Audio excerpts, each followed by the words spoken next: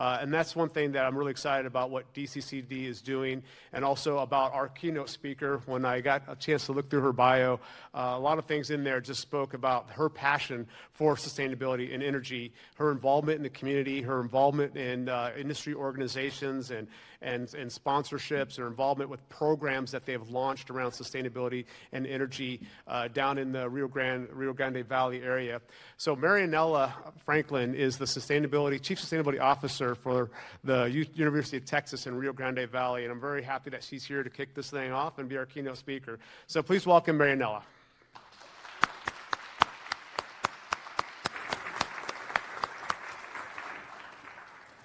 Thank you, Johnny. Thank you. So my name is Marianella Franklin, and as Johnny indicated, I'm from the University of Texas, Rio Grande Valley. We are 5 miles from the border to Mexico. So we are the most southern tip of Texas. For those of you who have not visited, you may be familiar with South Padre Island. So we are very close to South Padre Island. I see students saying, oh, yes.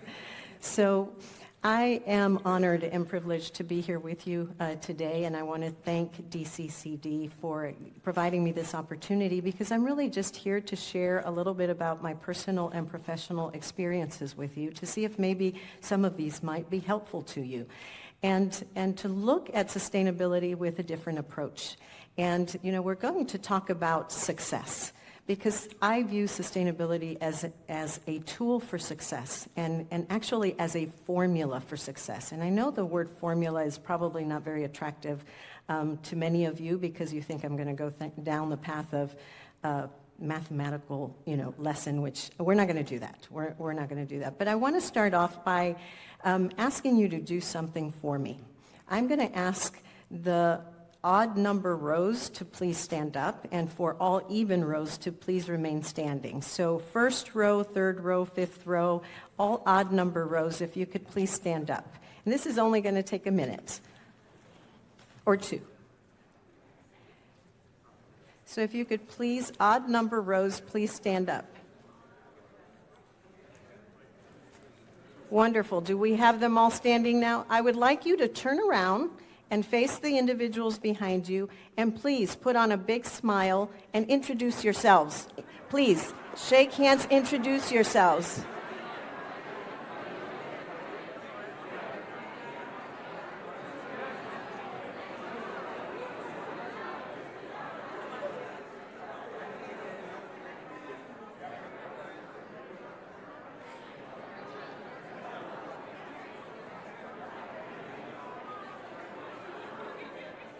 I love this. This is such a beautiful crowd. Okay, we're starting to have conversations. This is great, but I do need to provide the presentation, so I'm going to ask everyone to sit. Now, the reason I do this is because one of the key components of really being successful and using sustainability as a tool for success is connecting. And I share this because I have a wonderful friend in the audience, and I'm going to ask her to stand. She's trying to videotape me, and no, this is not going to work, Maria. I want to introduce you to Dr. Maria Bocalandro. And by the time you leave today, I want you to connect with her and several other ladies I'm going to bring up right now.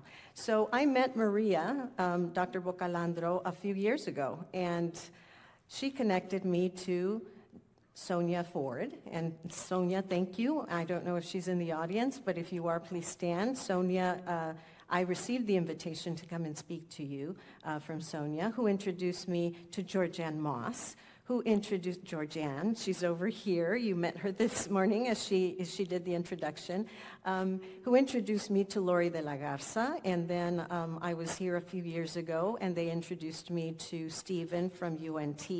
So this one person that I met, Dr. Bocalandro, connected me to all these beautiful ladies and gentlemen who have now connected me to, because of these connections, I've now met faculty and students from Venezuela, faculty and students from Colombia, faculty and students from Costa Rica, and from Mexico and other parts of Latin America. It's just amazing. This one person changed my professional path in sustainability and allowed me to meet all these new people. So before you leave today, before you leave the summit, I hope that you will intentionally try to meet at least 5, if not more, individuals you've never met before. Because 1 or 2 or 3 or maybe all of the individuals you meet are going to help you down your sustainability path.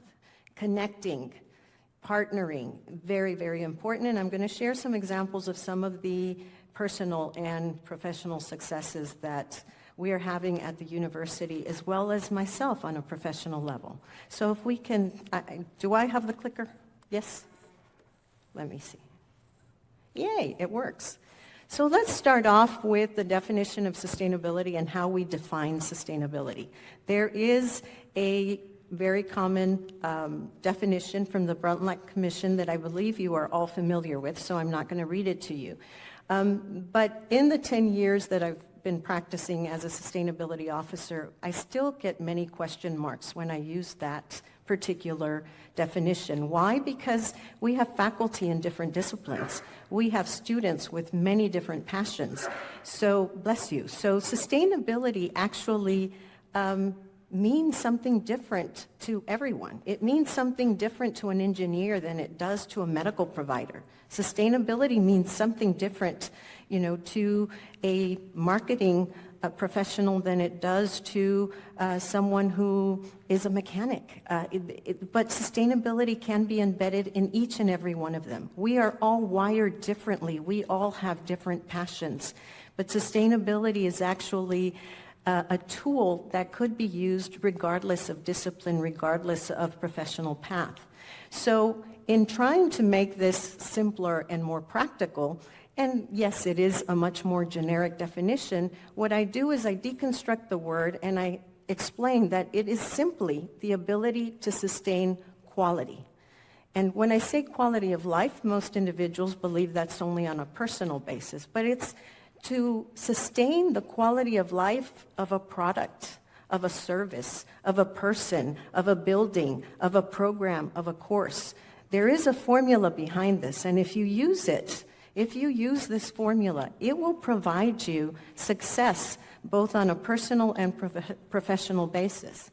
So, yes, we're going to talk about a formula, but first I want to talk a little bit about success.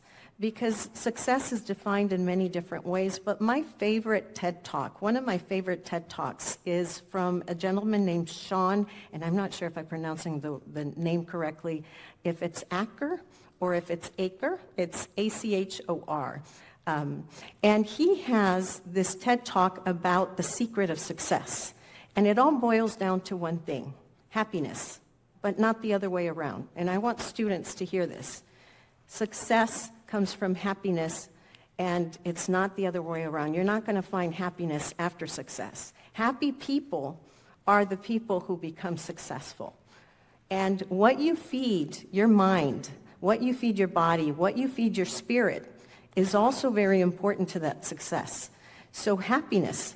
And I'm just going to leave you with that, and we're going to continue with this formula. So I'm sure you are all very familiar with the core concept of sustainability and how it revolves around the 3 systems that we live in: the economic system, the social system, and the environmental system.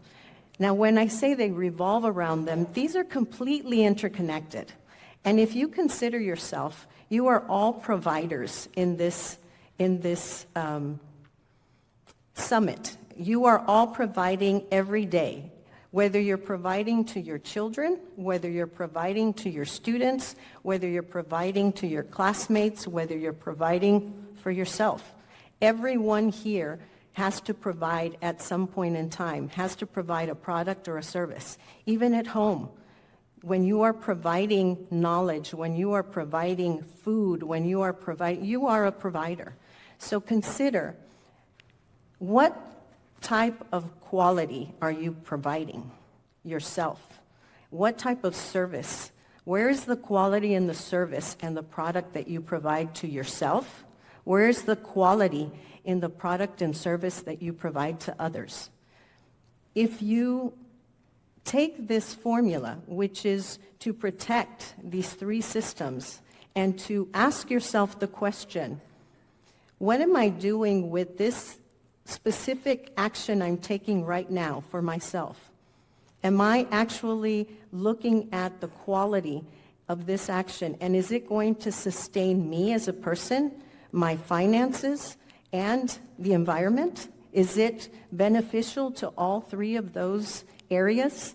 If the answer is yes, if there's a plus for each one of these, then you're going to find yourself with a sustainable action, a sustainable solution, a sustainable product, or a sustainable service. This is the formula, and as you start to apply it, you're going to feel the joy in what you're doing. But there is a key. You need to find your passion.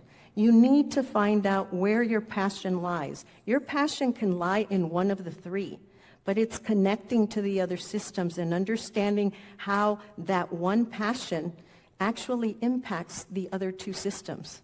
I'm sure we have entrepreneurs, businesses, community members, students who are passionate about society and the injustices that are happening today to society.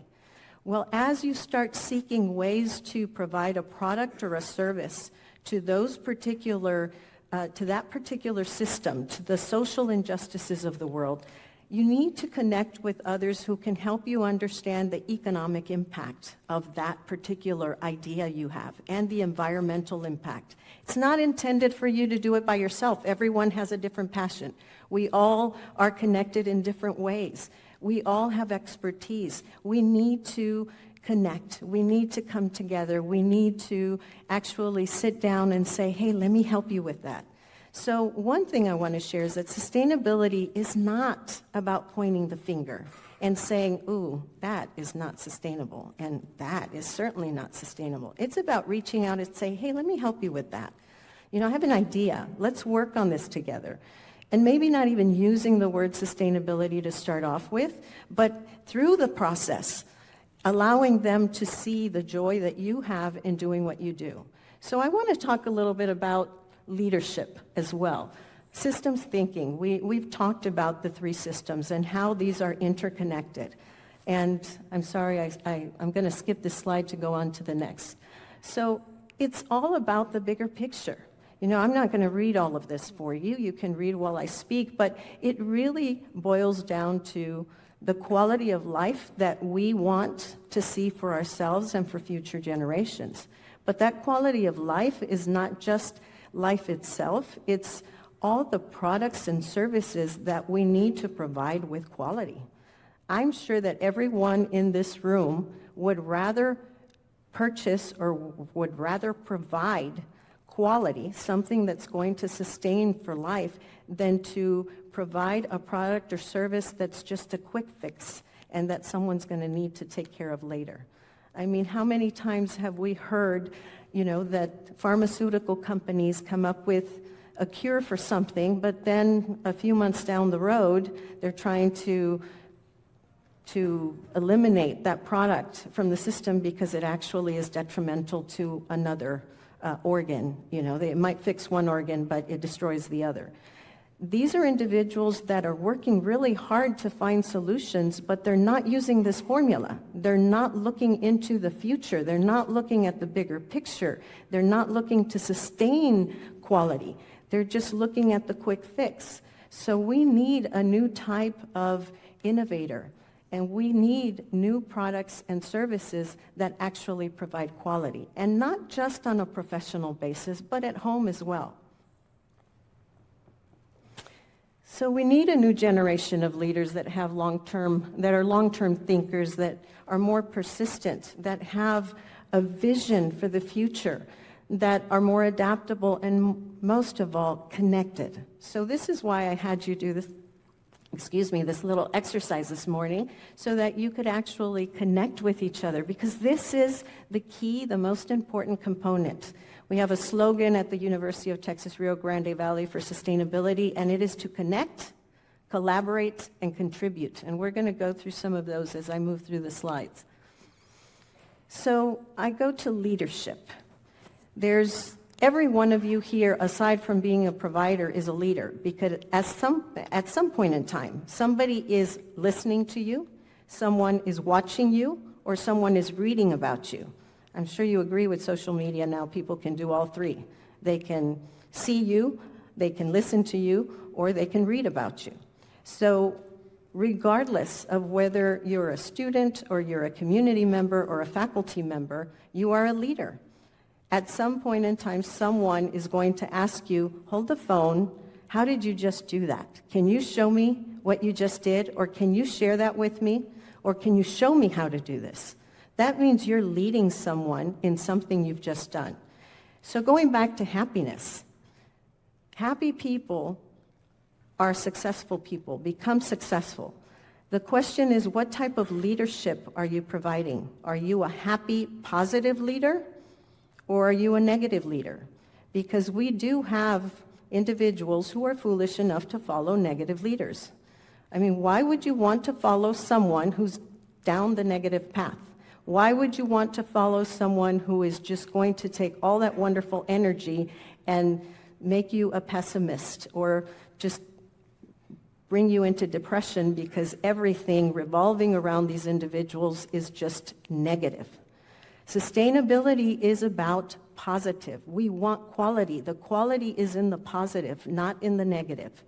And so please take into consideration, that we need to move forward. If you truly are passionate about quality of life, if you are truly passionate about personal and professional success, is that we need to move forward with this formula, and we need to start applying it, even if it's just within the little things we do on a day-to-day basis within our own homes and with the product that we provide, in the services we provide as entrepreneurs or as professionals. I know that there's several business people from the community here today, and so we need to start looking a little closer at those things. Business is all about supply and demand, and so the choices that we're making at home, the things that we are choosing to purchase, the things that we are choosing to extend the quality of life at home, is going to change the way the world provides in the future.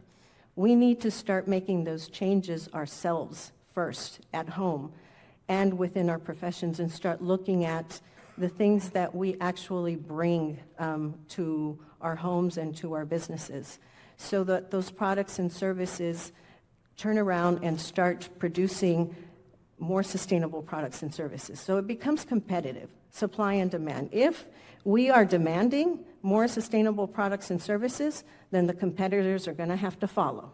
And this is the whole thing of following the lead.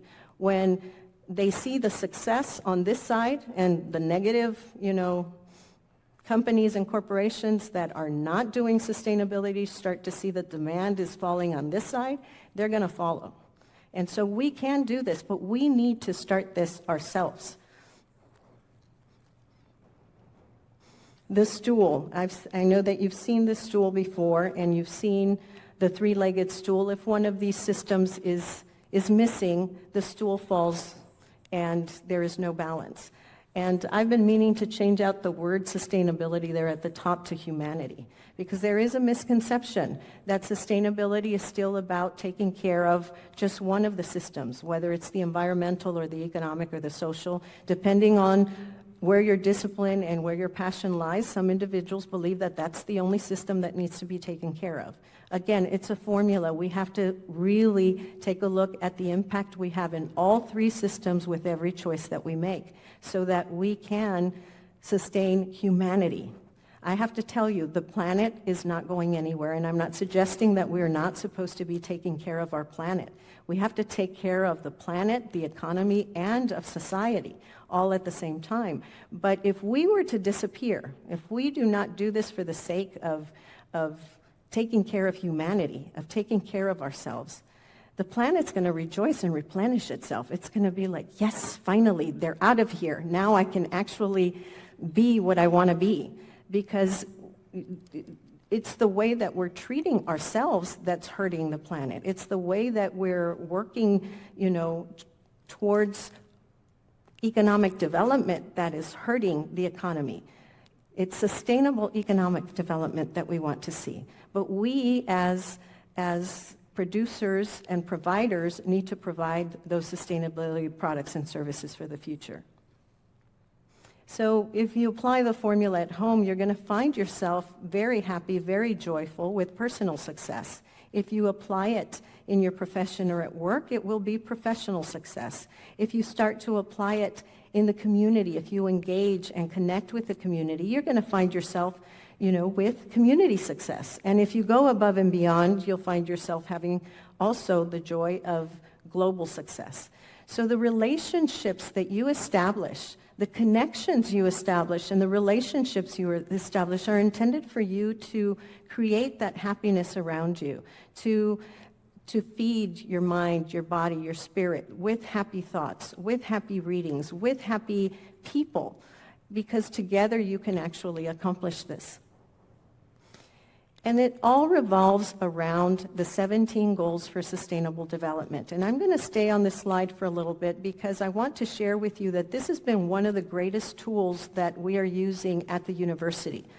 When we talk about sustainability, we've been doing this for 10 years now, and we still have faculty and students who look at me with a big question mark, like, what is that? I've heard the word before, and is it recycling, changing out light bulbs? And you know what? That's correct. Those are actions that we take to become sustainable, but it's not necessarily everything. And in order to simplify things and not make it so complex for them, what I do is I share with them a bookmark that we created a few years ago that I believe you may have one. In one of these sessions, you're probably going to receive one of these bookmarks that has the 17 goals. If you do not, you can go to the website for the UN Goals for Sustainable Development, and they have posters and bookmarks and everything that you can download. But these 17 goals help our students and faculty and community members connect. And the way we connect them is we say, pick the box. Pick the box, pick the goal that is most relevant to you. Which is the one that you are most passionate about? And students, I want to ask you to take a look at these and make sure that you pick the one that you are most passionate about, the one you want to contribute to, and align it with the professional path you are taking. There is nothing greater than going down the path of what makes you happy, because that means you're going to end up doing so much better as professionals, because you're going to go out there and actually do an amazing job doing what you love. You don't want to wake up in the morning and say, oh my gosh, I have to go to work. That's not good. It's not good for you. It's not good for us. It's not good for the community. It's not good for society, because you're not going to give that job justice. But if you are passionate, if you really love something, pick the box that you love. Pick the box that you really want to contribute to. You don't have to do all the others. They're actually all completely interconnected, but just pick one. Pick the one you're passionate about and tie that to your professional path. For anyone here from the community that is a business partner, I ask the same thing. Which one of these aligns with the product and service that you are providing? And take a deeper look into how you can actually provide a sustainable product and service, provide a product of quality that can help contribute to these sustainable development goals. These goals are what connect everyone to sustainability. Once we put it into this perspective, then our art majors say, oh, okay, I get it. I know where I fit here. And our faculty members do as well, whether they're faculty members for math or environmental science or whether they're health, they can find the box that makes their course relevant. And for any faculty here in the room, making your course relevant to everyday life for your students engages them, excites them, tells them, wow, I thought I was just going to take this course to get the grade so that I could, pass and get on with getting a degree. But using sustainability as a tool to engage the student and make the course relevant is very important. And the way we do this is we connect with the community. Now, if you take a look at these 17 goals, I don't know about Dallas, but in the Rio Grande Valley, we have issues with all 17, even number 17, because the cities are extremely territorial and sometimes don't want to work with each other. But that's changing because the university and the faculty and students are now connecting with this community. What we do is we look at all the nonprofit organizations within the region that provide a service for any one of these boxes, and then we take a look at the degree programs and the courses, and we say, which one of these, we ask faculty, which one of these do you feel that your teaching, your research, and your service contributes to? And if it's more than one, please just click on the box that you can, so that we can evaluate and see who we can connect you with in the community. So as they connect with the community, they start working on service projects, which we call service learning programs. And those service learning programs allow the faculty and students to provide something that those nonprofit organizations need, whether it's data or whether it's research, but they're assisting. And it's a tremendous help to the community, and it's a tremendous help to our students, because our students are getting hands-on experience out in the community, and the course is now relevant to them because the course is now applied to something that's happening in their own backyard. They're actually able to use what they're learning in class and take it out into the community and work on something. So it invigorates the classroom, it invigorates the students, and it's a win-win situation for both the community and the classroom. And it's really exciting. And now we're working with organizations. Now we're working with consultants, the consultants and the businesses around the community. When the university outsources, whether it's in transportation, in dining, in architecture, in engineering, you name it. In order for an institution to run, it has to operate, and they have all these different departments, operational departments in all those areas, and sometimes they can't do it just with the people they have. So they have to hire consultants to come in and assist with feasibility studies, and what we do is now we're connecting our staff from those departments with students and with faculty so that when the professionals come on campus, students and faculty are also working alongside with the consultants. And the students are learning how to do the things that these consultants are doing for the university. So in turn, the students are getting experience. Whether they're engineering students or science students or math students, whether they're doing analysis or data collection, they are learning a skill that they didn't have before. So when they graduate, they're so excited. They go back to these companies, and some of them are getting hired by these companies. Not all, but some of them are. But they can take that skill with them as they seek a professional path. And it, again, a win-win situation, even for the consultant, because sometimes the fees come down because they don't have to do the data collection. The students are working with the consultants to do the data collection. The consultant is just supervising and making sure that the data is accurate. 17 goals for sustainable development. Very important to our future, very important to the quality of life. And what I want to do is share with you a video, and I want you to focus. It says, "We the people." We have so much negative rhetoric today in the world. We have so many ugly things happening in the world. We do not need to wait for legislation. Yes, it would be a great support if the policies were in place to support sustainable development, but there's no need to wait. We, the people, have the power to do and bring quality of life to this planet. Can we run the video, please? I want you to see this video. It's a wonderful video.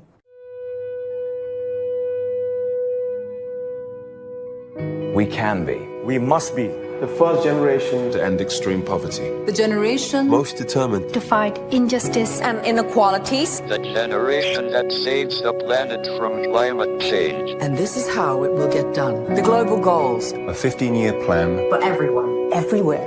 with no one left behind. We will live in a world where nobody anywhere Lives in extreme poverty. Where no one goes hungry. where no one wakes in the morning Asking if there will be food today. We will live in a world where no child has to die of Diseases we know how to cure. And where proper health care is a lifelong right for us all. We will live in a world Where everyone goes to school. And education gives us the knowledge and skills For a fulfilling life. We will live in a world where all girls and all women have equal opportunities to thrive And be powerful and safe. we cannot succeed if half the world is head down. we will live in a world Where all people can get clean water and proper toilets at home. At school. And at work. We will live in a world where there's sustainable energy for everyone. Heat, light, and power for the whole planet. Without destroying the planet. We will live in a world where economies prosper and new wealth Leads to decent jobs. for everyone. And we will live in a world where our industry, our infrastructure And our Best innovations Are not just used to make money, but to make all our lives better. We will live in a world Where prejudices and extremes of inequality are defeated. inside our countries and between different countries. where people live in cities and communities that are safe, progressive, And support everyone who lives there. where we replace What we consume. Planet where we put back What we take out of the earth. We live in a world that is decisively rolling back to threat climate change. where we restore and protect the life in our oceans and seas. We'll restore and protect life on land. The forests, animals, the earth itself. with peace between and inside countries. Where all governments are open. And answer to us for what they do at home and abroad. And the justice rules. With everyone equal before the law. where all countries and we their people. Work together. Partnerships of all kinds. To make these goals a reality. These are the United Nations global goals For sustainable development. Let's get to work.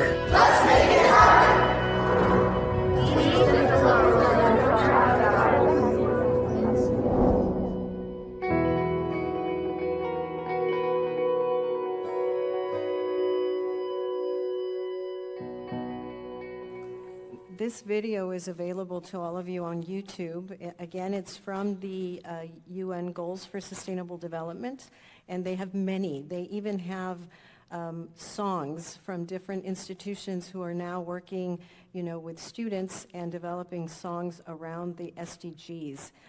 Really wonderful. I'm trying to see if our theater department, along with our folkloric dancers, our mariachi, and our School of Music, can come together and do something that's culturally appealing to our region. So they're working on this. Again, this is a project within the institution, and the students are really excited about it. I don't know how much time it's going to take them, but I can't wait to see what they come up with.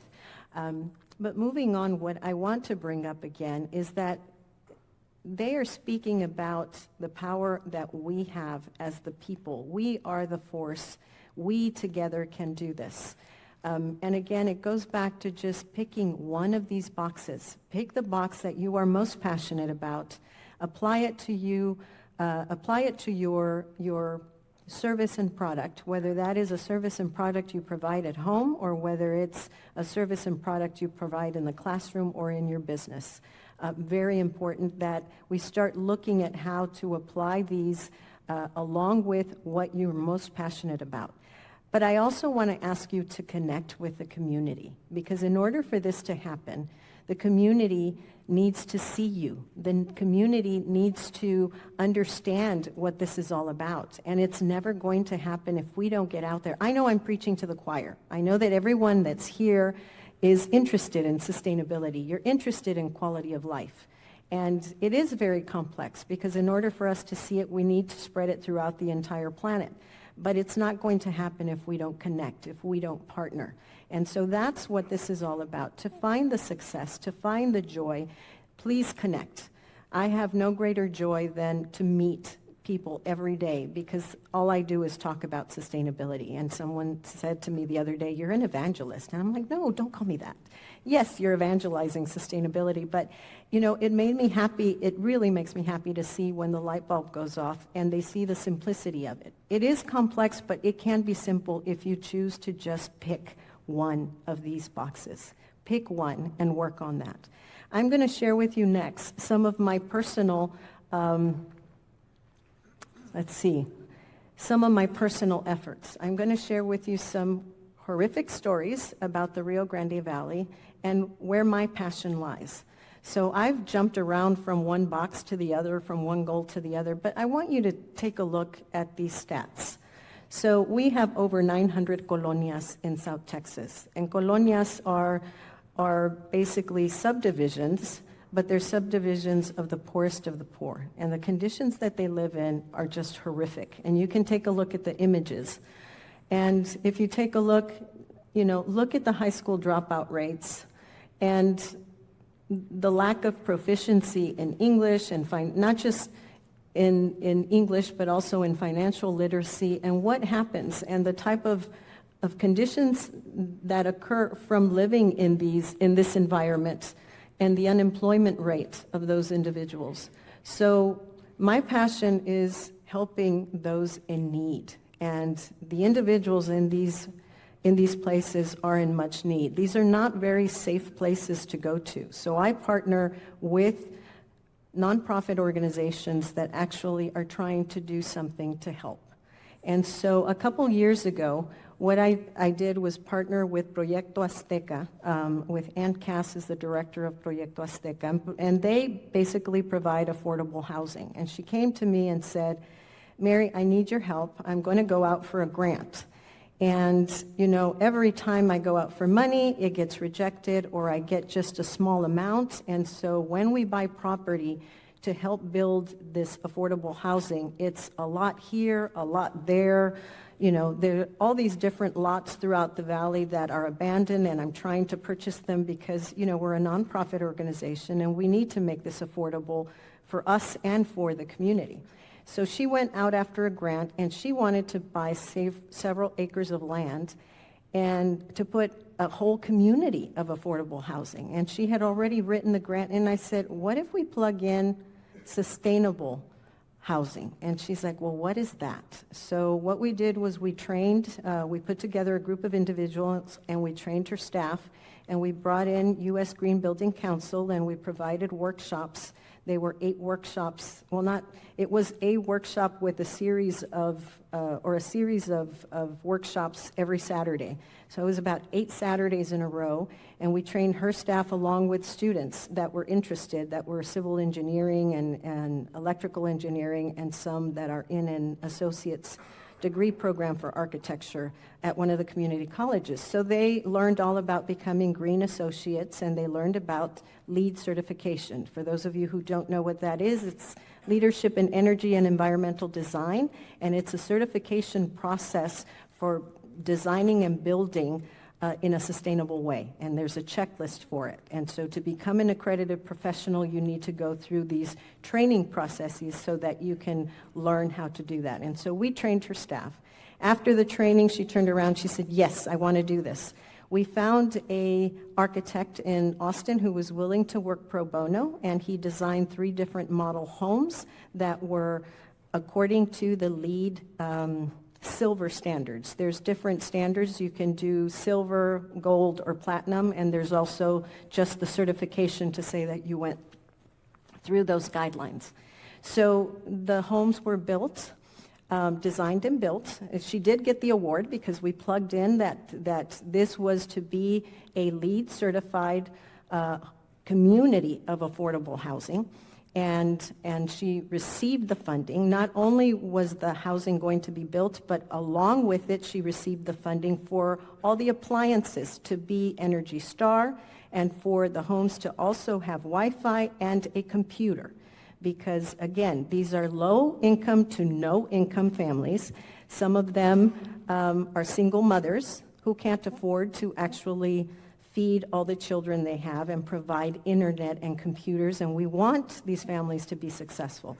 And this community of 35 homes also is intended to have a community center where training is going to happen at the community center. Right now the center has not been built because the homes come first. I believe she has about 25 homes already built. There's still another 10 that require individuals that qualify to have their homes built there because they have to go through a qualification process. So these homes have solar panels, they have water harvesting units, they have these 18-inch thick thermal insulated, they look like styrofoam. I want to say it's a mix of concrete and styrofoam is what the block walls are made out of. So the bills for the individuals that are living in the 3-bedroom homes are running about $15 to $25 a month. Now, wouldn't you like to live in a home that your energy bill is only $15 to $25 a month? Some of them go beyond and are actually receiving a check now because they produce more energy than they actually consume. They are also getting financial literacy trainings. They are also getting trainings in English as a second language. They also get training in gardening. The master gardeners who fall under Texas A&M AgriLife Extension have partnered with this nonprofit. And we have now connected the university as well, who's providing other trainings. Our clinics are now going and also providing education on health because we have a serious issue in the Rio Grande Valley for childhood obesity and diabetes. And so it tends to happen in places like this. It's the areas that are very poor and neglected where you see most of those cases because they're not close to real food. The closest thing to them is typically convenience stores, so they feed their children sugary drinks and Cheetos with, I don't know what you call that cheese. What is that cheese called that they pour over it? I don't know what it's called. It's not real cheese. So my point in all this is that I can't tell you how rewarding it is to be able to connect and be able to work on projects like this, where I just spent a couple of days with the director, but then I went out there to meet the families. We partnered with the Arbor Day Foundation a couple of years ago, and we were awarded, it was a competition, $10,000. And we purchased 35 trees, and we planted a tree in each one of these homes. So now it's a native adaptive Hong Kong orchid. I'm not sure if you're aware, it has this beautiful purple flower. And so this neighborhood is now going to be lined with these flowering trees that are also pollinator trees that attract pollinators. And so that day was a beautiful day. We actually were there with students, with faculty. The families came out. We were there with city foresters. We planted a tree in each one of their homes. They received a bucket. They received a compost bag. They received a shovel and stakes that have nutrients for the tree to grow. They were taught the to-dos and don'ts of growing this tree and how to prune the tree. And so, it was just amazing. I have to tell you, when you think about the word happiness, what makes us more happy than making others happy? I mean, if you consider, your loved ones, and when you give them a gift, you want to be their front and center. Why is it that you want to see them? You want to see that facial expression. You want to see the joy that you bring to others because it brings you joy. That's what this is about. It's about quality of life. It's about extending that joy to others. That's how you become happy. That's when you feel successful, when you're able to accomplish something like this. You might not be able to accomplish it for the world. Do as much as you can where you can, but start with your home and your communities. This is another one of my projects. I gave a presentation at ASHI this past month. I met Mario Bracamontes, who's the gentleman in the flowery shirt, about 3 years ago. And I can't explain to you, I can't express the joy of hearing this individual tell me how he wanted to bring something that he didn't know what it was called, but he wanted to do something to help his students. Now, his school is an alternative school, a DAEP school. This school in the state of Texas is called a school-to-prison pipeline because this is where all the students who have behavior issues in the regular school system, when they get kicked out 1 or 2 or 3 times out of a school, they end up there. And it is like a detention facility.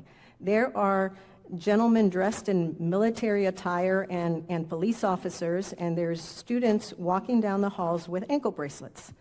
And when I walked into his school, I said, "What is this? This is a school?" And he said, "Supposedly." And I'm like, "What do you mean supposedly?"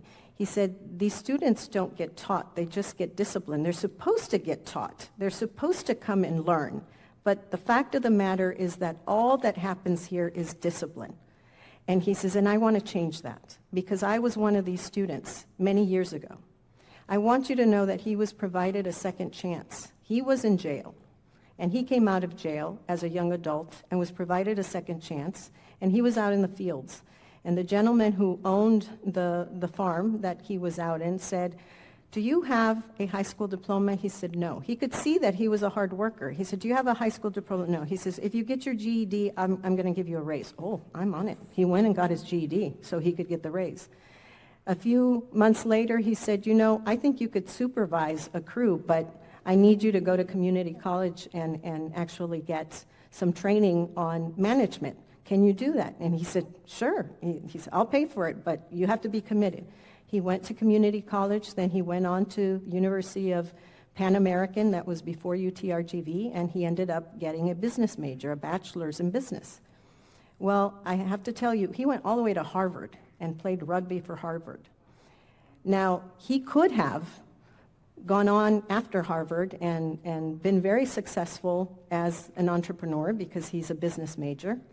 And he said, "No, I'm going to go back to the community where I started." And now he is the principal of the school, and he has taken the seed that I planted, which is Education for Sustainable Development, paired it with project-based learning, and his students are now graduating. That has never been heard of before. We have dismantled the school-to-prison pipeline in this school. And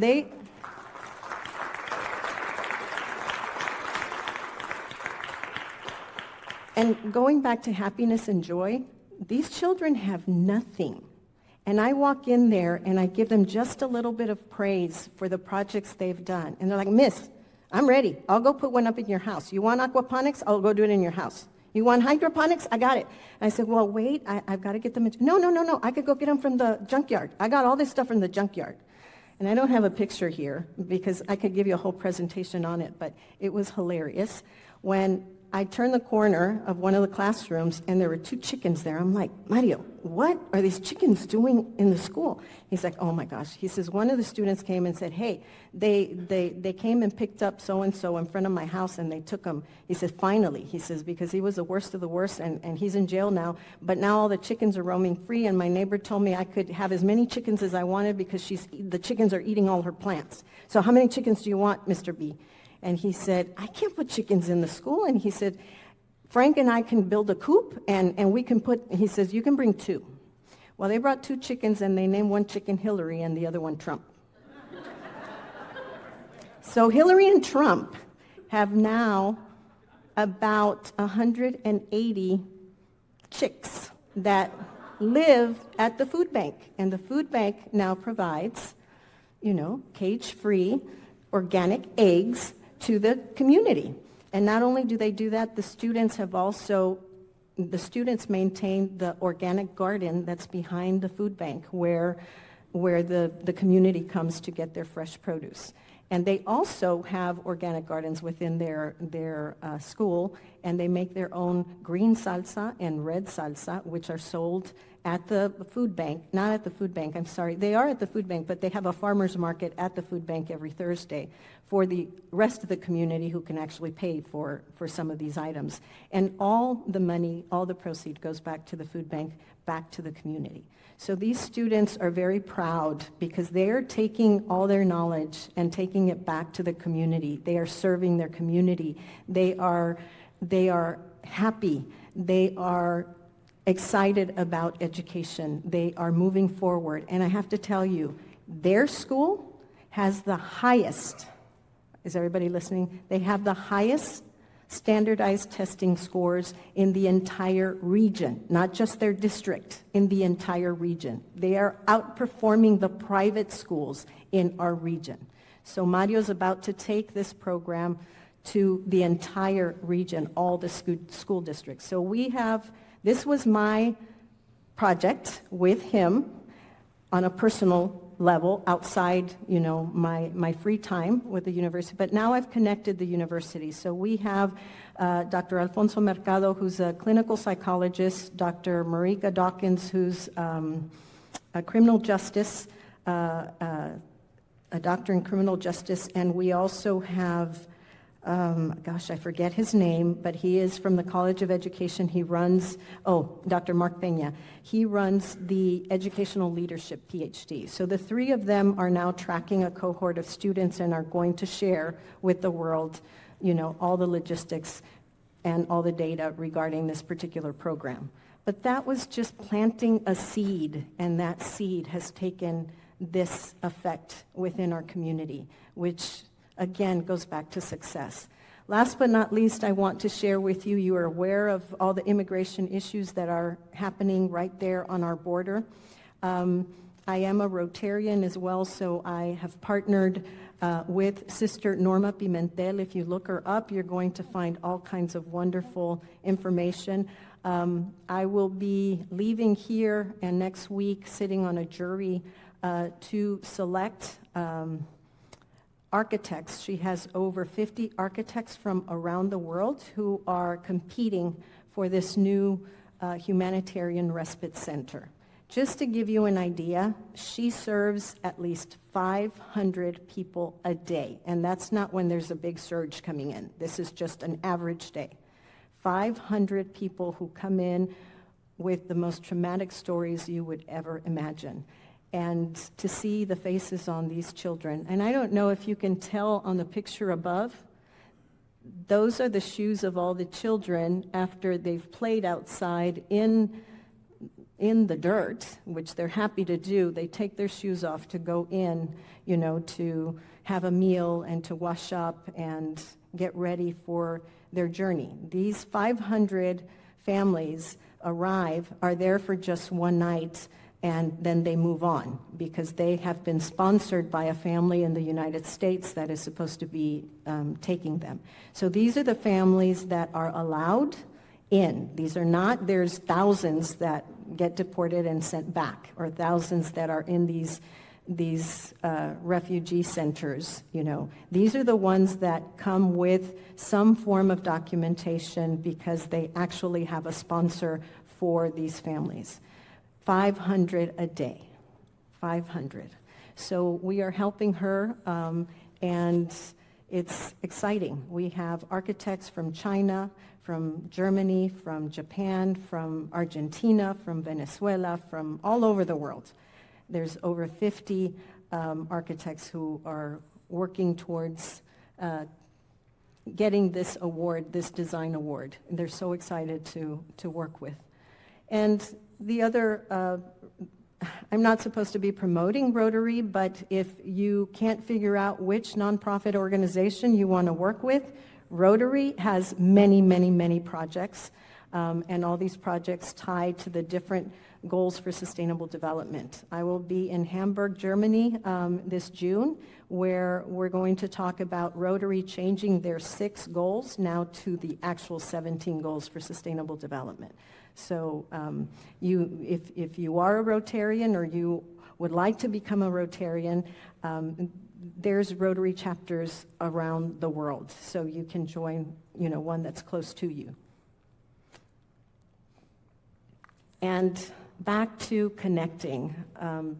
It really requires partnerships. It's not intended for you to find quality of life by yourself. Quality of life and success is found through these connections, through these partnerships. So I hope that, if nothing else, you will take back with you that one tool, which is to please intentionally connect on a daily basis and establish relationships.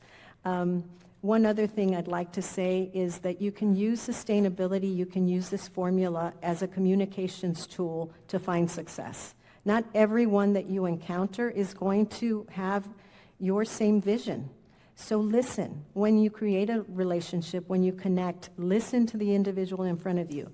And I'm going to say something I probably shouldn't say, but I'm going to go for it. If I had Trump in front of me, I would not talk about the environment. I would not talk about the society and the issues of society. I would present him with ideas that are sustainable ideas focused on his language, which is the economy. All his interest is in money and power. So I would have a discussion with him about all the things that could bring him money and more power.